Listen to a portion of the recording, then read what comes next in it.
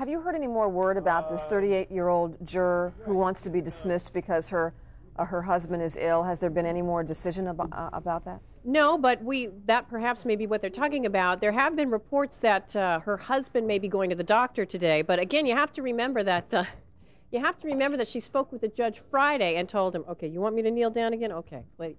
She's here till lunch, folks. She runs the show whenever. Take your daughters to work day. Yeah, it's take your daughter to work day, and Ann runs the show. She is Mommy's boss, so we're down here. So she doesn't want to talk. She just wants to be seen. Anyhow, as for the 38-year-old white female juror, she went into judges' chambers Fridays to say that her husband was ill with pneumonia.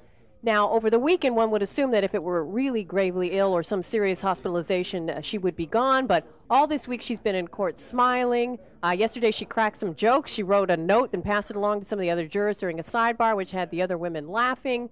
She does not act like a woman who was worried and needs to be out of there, and we have no word at this time that she's going to be released. Again, other broadcast reports say that her husband is going to the doctor today, so perhaps there will be some sort of, but that would indicate that he's not hospitalized with pneumonia at this point.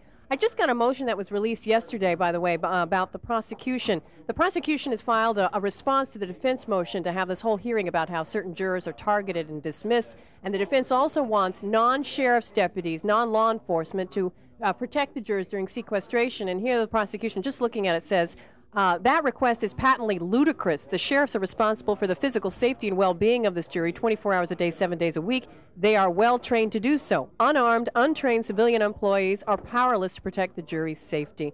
To put the jury in the hands of such civilians would be to put their physical safety at risk. And I think, Luke and Maury, you think that's a good argument? We have little chance of seeing the deputies being replaced by civilian personnel in this case?